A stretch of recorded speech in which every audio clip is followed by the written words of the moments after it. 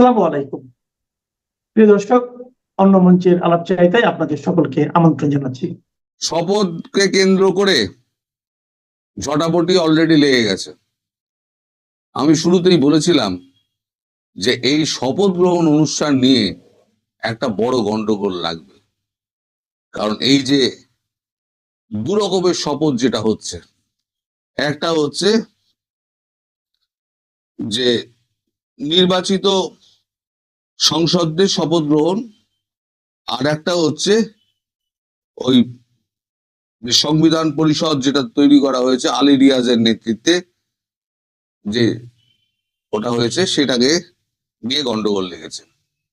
এখন বিএনপি বলছে যে আমরা ওই শপথটা, দ্বিতীয় শপথটা আমরা নেব না, যেটা কি একটা নাম দেওয়া হয়েছিল, গণপরিষদ না কি একটা নাম দেওয়া হয়েছিল, হ্যাঁ, টপের চপ, সংবিধানকে বহির্ভূত ভাবে, সেটাতে বিএনপি অংশগ্রহণ করবে না বলে পরিষ্কার জানিয়ে দিয়েছে, এবং তারা শপথও নেয়নি।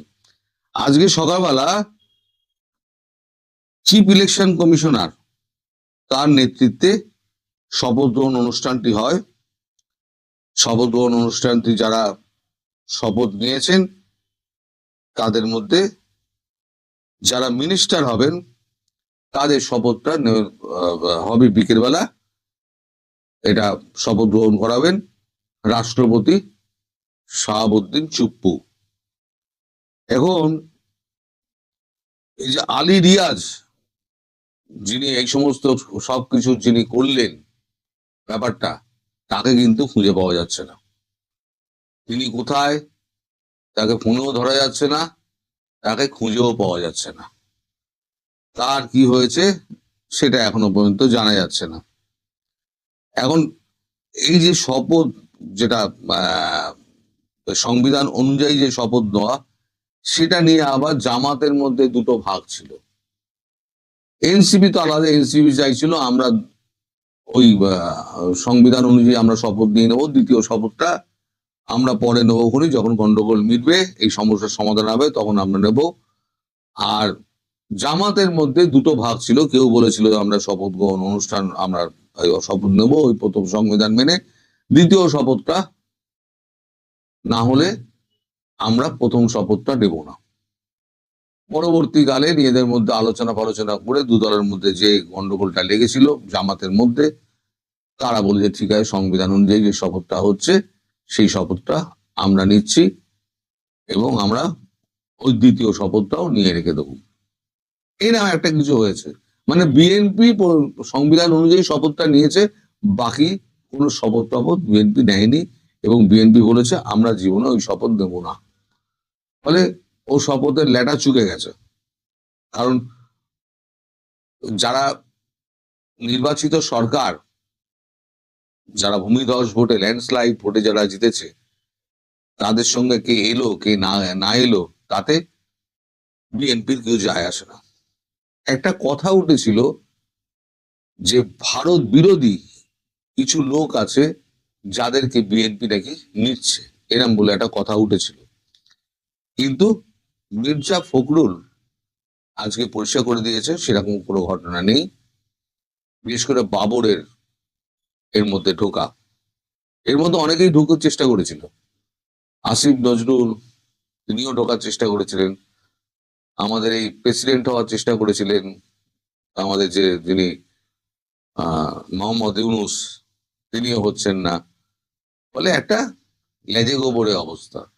বহুদিন আগে দর্শক আমি একটা রিপোর্ট করেছিলাম যে জামাত, বিএনপি, এনসিপি কে নিয়ে ইউনুস যমুনায় একটা বৈঠক করেছিলেন। সেই বৈঠকে কিন্তু এইটা নিয়ে গন্ডগোল লেগেছিল এবং বোতল ছোড়াছুড়ি পর্যন্ত হয়েছিল। আমি এটা করেছিলাম, ভিডিওটা করেছিলাম, এবং আমি সেখানে বলেছিলাম এটা কিন্তু এখানেই শেষ নয়, এটা কিন্তু বহুদূর এগোবে। এবার দেখুন বহুদূর এগুলো কিনা। এখন এই শপথ গ্রহণ অনুষ্ঠান নিয়ে কিন্তু ব্যাপক একটা গন্ডগোল ভবিষ্যতের জন্য তোলা রইল। এটা কিন্তু ভবিষ্যতের জন্য তোলা রইল, আপাতত ধামাচাপা রইল, কিন্তু ভবিষ্যতে এই যে দিকে দিকে আগুনটা, এটা কিন্তু বাড়বে, এবং এ নিয়ে কিন্তু প্রচুর গন্ডগোলের সূত্রপাত হবে। মির্জা ফখরুল আবার আজকে একটা সাক্ষাৎকারে বলেছেন যে শেখ হাসিনাকে নিয়ে ভারতের সঙ্গে এমন কোনো সম্পর্ক গড়ে তোলা হবে না যাতে সম্পর্কের অবনতি হিসেবে দেখা হয়। অর্থাৎ শেখ হাসিনা ইস্যুতে বিএনপি কিছুটা পিছু হটল। শেখ হাসিনা ইস্যুতে বিএনপি কিছুটা পিছু হটল, কারণ তারেক রহমানের সঙ্গে ভারতের যে সমস্ত চুক্তি হয়েছিল সেই চুক্তি অনুযায়ী বিএনপি ওই পথে হাঁটবে না। এবার আমি একটা লিস্ট পড়ে শোনাচ্ছি যারা সম্ভাব্য মন্ত্রী ফন্ত্রী হতে পারেন, সেরকম একটা লিস্ট আমি পড়ে শোনাচ্ছি। এটা এখনো পর্যন্ত কে কি দপ্তর পাবেন এটা কিন্তু এখনো সঠিক নয়, কিন্তু যেটা আমার কাছে এসছে সেটা আমি পড়ে শোনাচ্ছি। প্রেসিডেন্ট হচ্ছেন, মানে প্রস্তাবিত, এটা কিন্তু প্রস্তাবিত। প্রেসিডেন্ট হচ্ছেন doctor Khandaker Mosharraf. Speaker of parliament advocate Jahirul Abedin অথবা Nitai Roychowdhury. Prime minister and minister of defence Tarique Rahman. Minister of local government and rural development Mirza Fakhrul. Minister of home affairs Shahiduddin Ahmed. State minister Shahiduddin Chowdhury Annie. Minister of foreign affairs Amir Khasru. State minister Humayun Kabir. Minister of finance doctor Reza Kibria. Minister of education Inam Ehsanul Haque Milon. State minister Saeed Al Noman. Minister of law, justice and parliamentary affairs Mohammad Asaduzzaman. Minister of information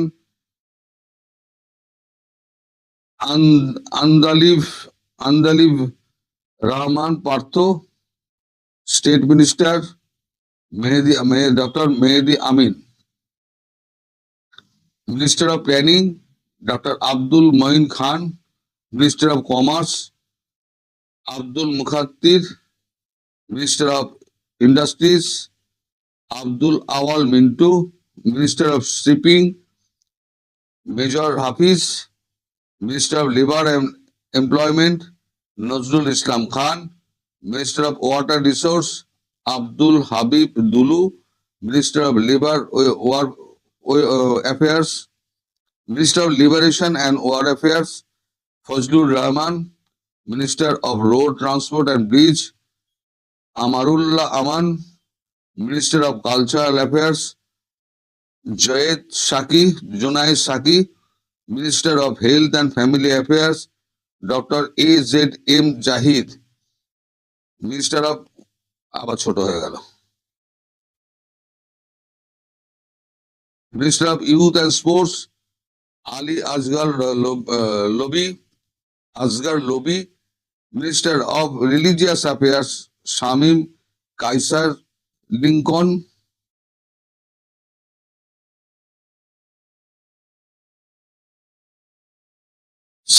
minister of civil aviation tourism Altaf Hossain Chowdhury. Minister of power energy and mineral resource Iqbal Hasan Mahmud Tuku. Minister of agriculture Shamsuzzaman Dudu. Minister of housing and public works Mirza Abbas. Minister of post and telegram Nurul Haque Nur. Minister of railways Gayeshwar Chandra Roy. Minister of public administration doctor Ismail Jabiullah. Minister of social affair Rabiul Kabir Rizvi. Minister of Chittagong hill track affairs Dipen Dewan. এইটা হলো আপাতত একটা list. এই লিস্টের কিন্তু পরিবর্তন হতে পারে। এখন ফাইনালি কে এখানে মন্ত্রী হবেন, প্রধানমন্ত্রী তো হচ্ছেন আমাদের তারেক রহমান, বাকি কারা কারা কি মন্ত্রিত্ব পাবেন এখান থেকে এই লিস্ট অনুযায়ী হবে কিনা সেটা কিন্তু এখনো চূড়ান্ত নয়। সেটা রাষ্ট্রপতি যখন শপথ বাক্য পাঠ করাবেন তখনই পরিষ্কার হবে। এখন এইটা এখন প্রাথমিকভাবে ঠিক হয়েছে। তবে জামাত যেটা আপত্তি তুলেছে, তারা এইটা দ্বিতীয় সংবিধান সংশোধিত সংবিধান যেটা হয়েছে আলী রিয়াজ দ্বারা করা, সেটা যতক্ষণ না পর্যন্ত কমপ্লিট হচ্ছে, সেখানে মানে বিএনপি শপথ না নিলে তারা কিন্তু গন্ডগোল পাকাবে, তারা এটা সহজে মেনে নেবে না। এই নিয়ে কিন্তু একটা ঘোট ভবিষ্যতে পাকাবে এবং তার জন্য আপনারা কিন্তু তৈরি থাকুন। এই সরকার কিন্তু সুস্থিরভাবে চালাতে পারবে না। আজকে ভিডিও সংরক্ষণ করে রাখুন। আমি বলে দিলাম আজকে যে শপথ গ্রহণ অনুষ্ঠান হচ্ছে এবং কাল থেকে যে সরকার শুরু হবে, সেই সরকার কিন্তু শান্তিতে দেশ চালাতে পারবে না। এর মধ্যে অশান্তি লেগেই থাকবে, ঝটাপটি লেগেই থাকবে এবং সেটা কতদিন চলে সেটাই দেখার। আপাতত এখানেই শেষ করছি। সবাই ভালো থাকবেন, সুস্থ থাকবেন, সাবধানে থাকবেন এবং যমুনায় ডক্টর ইউনূসকে ছাড়তে হচ্ছে। যমুনা কালকে যেটা আমি করে রেখে দিয়েছিলাম সেটা আমি যথারীতি 6:30 ছেড়ে দেবো। যমুনা ছাড়তে হবে, ওনার মন খুব খারাপ, ওনার যে কি মনের অবস্থা সেটা আমি 6:30 ব্যাখ্যা করব। সবাই ভালো থাকবেন। তারেক রহমান তাই এদের মস্করার সবচেয়ে বড় যে অস্ত্র, জুলাই সনদ, জুলাই সনদ, জুলাই সনদ, মুজিববাদী সংবিধান ছুঁড়ে ফেলা, সংবিধান পুনর্গঠন করা, সেকেন্ড রিপাবলিক ঘোষণা করা, এসবের একেবারে গোড়া কেটে দিয়েছেন। সংবিধান সংস্কার পরিষদের সদস্য হিসেবে তারা শপথ নেন নাই, সরাসরি বিএনপি চেয়ারম্যানের পরামর্শ অনুযায়ী বিএনপির স্থায়ী কমিটির সদস্য সালাউদ্দিন আহমেদ সংবাদ মাধ্যমের সামনে দাঁড়িয়ে বলেছেন যে তারা কোনোভাবেই সংবিধান সংস্কার পরিষদের সদস্য হিসেবে শপথ নিতে পারেন না, কারণ এসব সংবিধান সংস্কার পরিষদ সংবিধানে নাই, গণভোটও সংবিধানে নাই। রহমান নিরঙ্কুশ সংখ্যাগরিষ্ঠতা পাওয়ার পর থেকেই প্রথম রাতে বিড়াল মারা কর্মসূচি গ্রহণ করেছেন, সেটা আমি আপনাদেরকে কদিন ধরেই বলছিলাম। কারণ খুব স্বাভাবিক, জামায়াতে ইসলামী এবং জাতীয় নাগরিক পার্টি ইউনূস সরকারের নামে যারা প্রকৃতপক্ষে 2024-এর আগস্ট থেকে বাংলাদেশের ক্ষমতার কেন্দ্রে অবস্থান করছিল, তাদেরকে ক্ষমতা থেকে না সরিয়ে, তাদেরকে ক্ষমতাচ্যুত না করে যে আরামে স্থিতিশীলতার সাথে শান্তিতে স্বস্তিতে সরকার পরিচালনা করা যাবে না, সেটা বিএনপি তারেক রহমান এত ভালো বোঝেন যে তারা প্রথম থেকেই এই জামায়াতে ইসলামী এবং জাতীয় নাগরিক পার্টির ওলট পালট দাবি আবদার এবং তাদের এটা না করলে ওটা করব না, ওটা না করলে এটা করব না, এসবে যে কর্ণপাত করা যাবে না সে বিষয়টা একদম পরিষ্কার করে দিয়েছেন। 18 মাস ধরে ইউনূস সরকারের নেতৃত্বে আলী রিয়াজ নামের এক ব্যক্তিকে আমেরিকা থেকে উড়িয়ে এনে সবচেয়ে বড় যে মস্করাটা জাতির সঙ্গে করা হয়েছে সেটা হচ্ছে সংবিধান পুনর্লিখনের চেষ্টা, সংবিধানের মৌলিক কাঠামো পরিবর্তন সহ যেমন ইচ্ছে সংবিধানটাকে পরিবর্তনের ব্যবস্থা করা, একটা জুলাই সনদ নামের অদ্ভুত জিনিস প্রসব করা, একটা ঘরে বসে তাদের নির্বাচিত রাজনৈতিক দলের প্রতিনিধিদের একরকমের একসাথে করে। এবং মনে রাখতে হবে আলী রিয়াজের ওই জুলাই সনদে কেউ একমত হয় নাই, এমনকি জাতীয় নাগরিক পার্টি গতকালের আগে সেই জুলাই সনদে একমত হয়ে স্বাক্ষর করতে পারে নাই, কিন্তু চাপ প্রয়োগের মাধ্যমে সেই জুলাই সনদ রাজনৈতিক দলগুলোকে গিলতে বাধ্য করা হয়েছে, একরকম এমন একটা পরিস্থিতি ক্রিয়েট করে যে যদি জুলাই সনদ না গেলেন তাহলে কিছুতেই নির্বাচনটা হবে না। কাজেই দাঁত মুখ চেপে এর কোনো সাংবিধানিক ভিত্তি নাই, বারবার সেটা ওই আলী রিয়াজের দরবারে ঘরের ভেতর পরিষ্কার করে সংবাদ মাধ্যমের সামনে বলে, গণভোটের কোনো সাংবিধানিক ভিত্তি নাই বারবার সে কথা বলে, কিংবা সংবিধান সংস্কারের একমাত্র দায়িত্ব এবং ক্ষমতা আছে সংসদে সে কথাও বারবার মনে করিয়ে দাঁত মুখ চেপে বিএনপি ওই জুলাই সনদে স্বাক্ষর করেছিল বটে, ওই এক মানে আরেক মস্করার অনুষ্ঠানে গিয়ে, কিন্তু বিএনপির মূল অপেক্ষা ছিল জনগণের ম্যান্ডেট নিয়ে নিরঙ্কুশ সংখ্যাগরিষ্ঠতা নিয়ে একবার ক্ষমতায় এলে কিছুতেই এই মস্করাকে পাত্তা দেওয়া যাবে না। তারেক রহমান সুস্পষ্টভাবে সেই বার্তা দিয়ে শপথ গ্রহণের দিন এমন একটা পরিস্থিতি তৈরি করেছেন যে জামায়াতে ইসলামী জাতীয় নাগরিক পার্টিকে এখন সংসদে ঢুকতে হলে সত্যি তাদের যে দোর্দণ্ড প্রতাপ গত 18 মাসে দেখা গেছে, সেই দোর্দণ্ড প্রতাপ প্রভাব একরকম ভুলে গিয়ে নরম হয়ে মাথা নামিয়ে নির্বাচনে তারা পরাজিত হয়েছেন এবং বিরোধী দলে আছেন। কাজেই সরকারের সংবিধানে কোনো অবদান রাখতে হলে সেটা সংসদের মাধ্যমে রাখতে হবে, মবের মাধ্যমে নয়। সেটা একেবারে ভেতর থেকে উপলব্ধি করে এক রকমের মাথা নিচু করে সংসদে ঢোকার ব্যবস্থা করেছেন তারেক রহমান। তারেক রহমানের জন্য এই প্রথম রাতে বিড়াল মারাটা যে কত জরুরি ছিল, একরকম তিনি যেন সেই ম্যান্ডেট নিয়ে সরকারে বসেছেন। কারণ সারা বাংলাদেশ জুড়ে যে মানুষেরা আসলে এই অত্যাচার অনাচারে একেবারে বিপর্যস্ত হয়ে পড়েছিলেন, মানে যারা কিনা কোটা সংস্কার আন্দোলনে তরুণরা সরকারের মানে বিপক্ষে নেমেছেন, সেটা প্রথমে উপলব্ধি করেছেন। তারপর সরকারের আইন শৃঙ্খলা রক্ষা বাহিনীর কঠোর দমনের মুখে তার প্রতিবাদে এই ছাত্রদের পাশে গিয়ে যে সাধারণ মানুষ দাঁড়িয়েছিলেন, তাদের একটা বিরাট অংশ যেমন জানতেন না যে এই সাধারণ ছাত্রদেরকে এবং এই জনশক্তি, এই আন্দোলনের কৌশল সবকিছু পেছন থেকে জামায়াতে ইসলামী এবং ছাত্র শিবির নিয়ন্ত্রণ করেছে। এই সাধারণ মানুষ আরো বেশি চমকে উঠেছিলেন যখন তারা আগস্টের পর থেকে দেখেন যে এদের নাকি মূল লক্ষ্য সংবিধান ছুঁড়ে ফেলা। বাংলাদেশ নাকি নতুন করে জন্ম লাভ করেছে 2024-এর 5ই আগস্ট।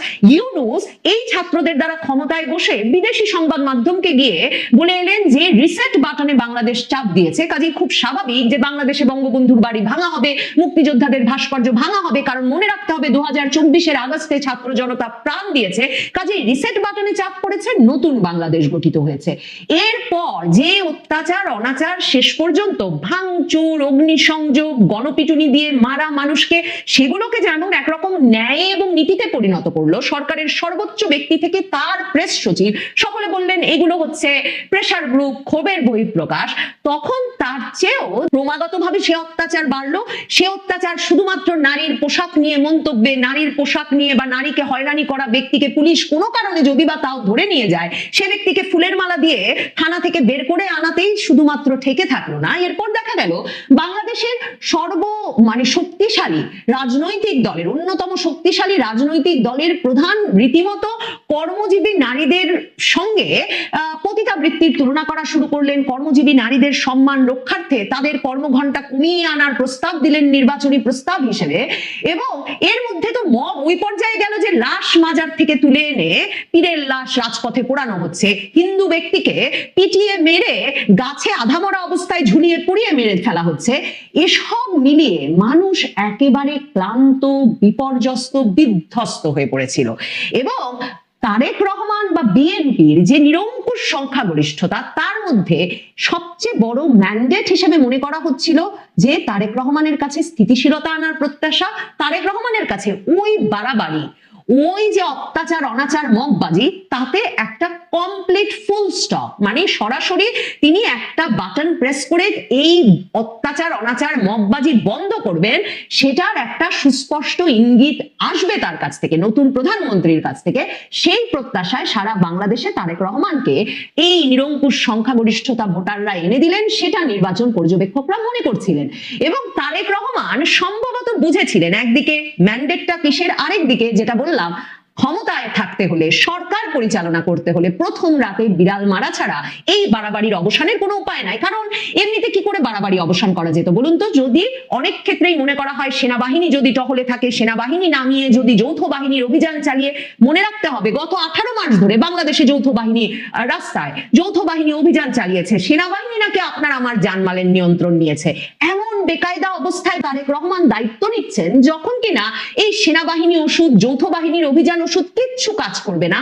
কারণ এমন অত্যাচারী অনাচারীরা ইউনূস সরকারের নামে এই কমাস ধরে ক্ষমতার কেন্দ্রে ছিল।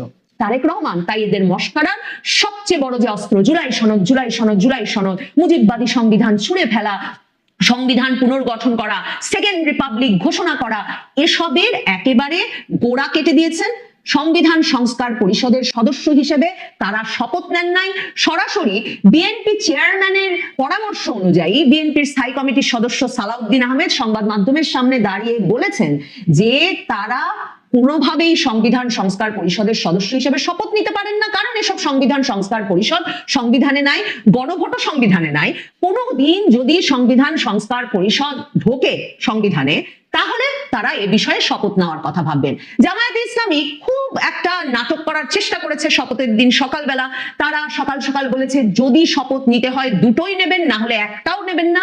এমনকি জামায়াতে ইসলামী একটা বিক্ষোভেরও ডাক দিয়েছিল বিকাল 3টার সময়। এরপর এক রকমের লেজ গুটিয়ে বিক্ষোভ তুলে নিয়ে বিক্ষোভ আর করবেন না সে ঘোষণা আবার দিয়ে, এবং শেষ পর্যন্ত গিয়ে তারা দুটো শপথই নিয়েছেন। তারা সংবিধান সংস্কার পরিষদেরও শপথ নিয়েছেন, জাতীয় সংসদের এমপি হিসেবেও শপথ নিয়েছেন। কিন্তু বুঝতেই পারছেন সংখ্যাগরিষ্ঠ দলের অংশগ্রহণ ছাড়া এই সংবিধান সংস্কার পরিষদের সভাও আর কখনো বসা সম্ভব হবে না।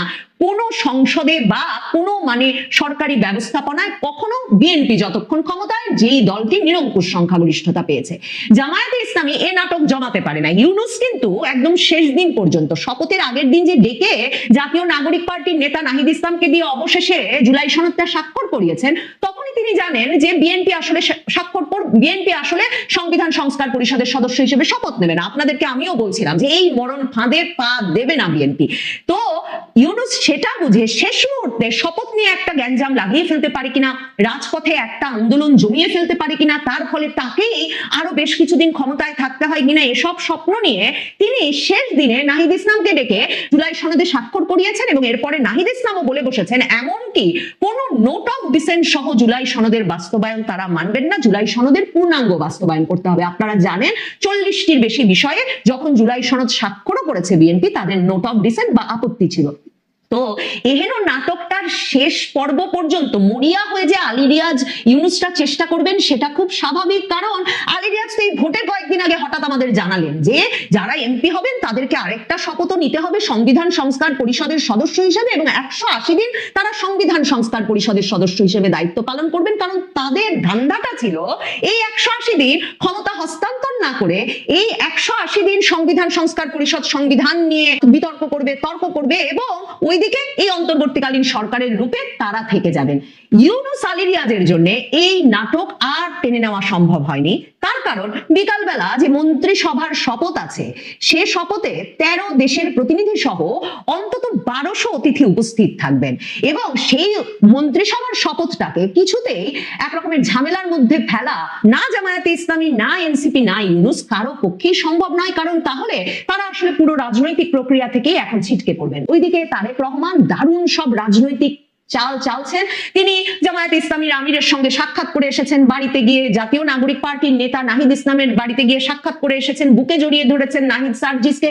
শুধু তাই নয়, জামায়াতে ইসলামী রাজপথে নামার চেষ্টা করলে তাদেরকে প্রথমত একরকমের সামলে দেওয়ার জন্য যাদেরকে প্রয়োজন, তারেক রহমান এরই মধ্যে তাদেরকেও তাদের মিত্র হিসেবে ঘোষণা করেছেন। তারেক রহমান জামায়াতে ইসলামীর সঙ্গে শেষ মুহূর্তে নির্বাচনী জোট থেকে বেরিয়ে যাওয়া, যারা কিনা পুরো সময়টা 2025 জুড়ে রাজপথে সভা সমাবেশে একত্রে জনসমাবেশ করেছে, সেই ইসলামী আন্দোলন বাংলাদেশের সঙ্গে গিয়ে তারেক রহমান সাক্ষাৎ করে এসেছেন। তারেক রহমান হেফাজতের আমির, যিনি কিনা বারবার সাবধান করছিলেন, হেফাজতের একটি অংশ জামায়াতে ইসলামীর ঐক্যের সঙ্গে যাওয়ার পরেও মামুনুল হক অংশ, হেফাজতের আমির মুহিবুল্লাহ বাবুনগরী বারবার সাবধান করছিলেন মুনাফিকদের যাতে মুসলমানরা ভোট না দেয়। তারেক রহমান হেফাজতের আমিরকে তার শপথ গ্রহণ অনুষ্ঠানে আমন্ত্রণ জানিয়েছেন। কাজেই তারেক রহমান খুব সামলে কৌশলী সব চাল চালছেন।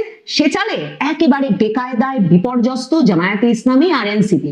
মনে রাখবেন, জামায়াতে ইসলামী আর এনসিপি শক্তিশালী বিরোধী দল হিসেবে, ভোটের হিসাবে, আসনের হিসাবে সংসদে যাচ্ছে বটে, কিন্তু তাদের তো বিরোধী দল হিসেবে রাজনীতি করবার কোনো অভিজ্ঞতা নাই। তারা 2024-এর আগস্ট থেকে ক্ষমতাতেই ছিল। এখন ক্ষমতাচ্যুত হওয়ার পর